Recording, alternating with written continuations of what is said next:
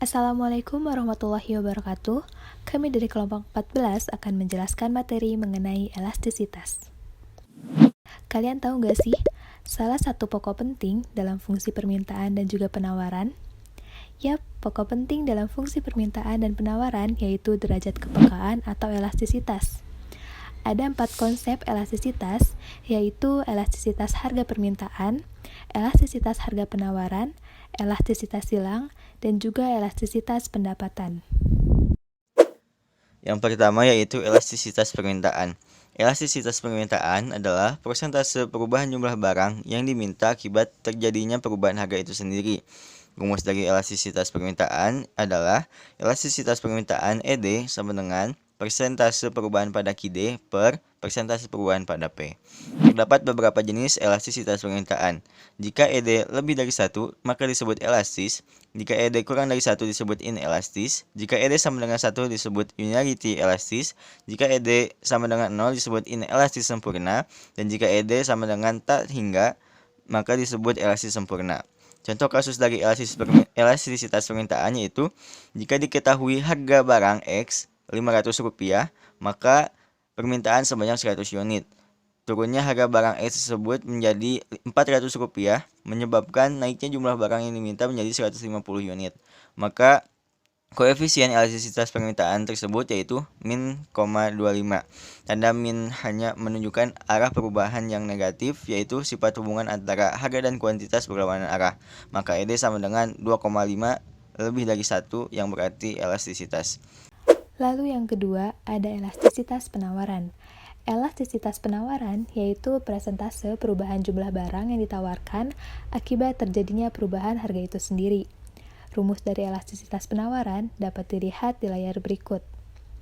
Ada beberapa macam elastisitas penawaran. Yang pertama, jika hasil perhitungan elastisitas penawaran lebih dari 1, maka disebut dengan elastis. Jika kurang dari 1, disebut inelastis. Jika sama dengan 1, disebut unitary elastis. Jika sama dengan 0, disebut inelastis sempurna. Dan yang terakhir, jika nilai tak terhingga, maka disebut elastis sempurna.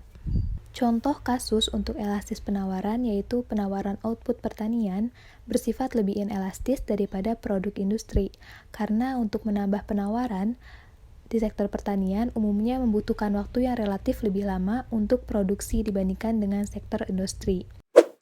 Selanjutnya yang ketiga itu ada elastisitas silang atau EC, yaitu persentase perubahan jumlah barang yang diminta akibat terjadinya perubahan harga barang lain. Rumusnya di sini itu adalah persentase perubahan pada QX atau permintaan suatu barang dibagi dengan persentase perubahan pada PY atau perubahan harga barang lain. Nah, yang pertama itu ada untuk barang pengganti atau substitusi. Elastisitas silangnya itu bernilai lebih dari 0. Yang kedua, untuk barang pelengkap atau komplementer, elastisitas silangnya itu bernilai kurang dari 0. Di sini, kita juga punya contoh kasus, yaitu apabila harga tiket bus Rp40.000, maka harga tiket kereta api dengan jurusan yang sama berada di bawah harga tiket bus, dan permintaan rata-rata tiket kereta api tersebut sebanyak Rp2.000. Jika harga tiket bus naik menjadi Rp45.000, sementara harga tiket kereta api tetap, maka permintaan tiket kereta api tersebut akan mengalami kenaikan menjadi Rp2.300. Berapa sih besarnya koefisien elastisitas silangnya? Setelah kita hitung, kita masukkan ke rumus, di sini kita dapat hasil akhirnya itu adalah 1,08 yang berarti dia itu lebih dari 1. Nah, dia itu dapat dikatakan elastis dan merupakan barang pengganti atau barang substitusi, teman-teman.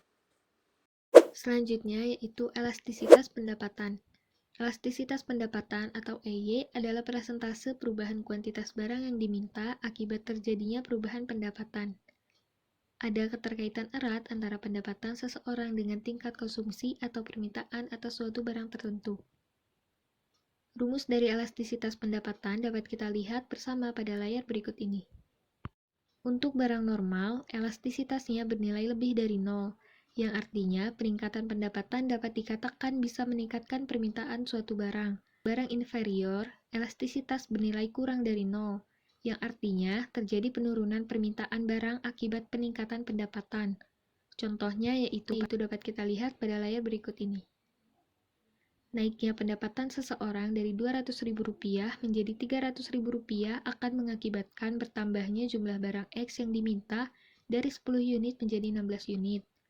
Dengan menggunakan rumus elastisitas pendapatan, maka kita akan dapatkan besarnya elastisitas pendapatan tersebut sebesar 1,15, yaitu lebih dari 1, yang berarti terjadinya elastisitas.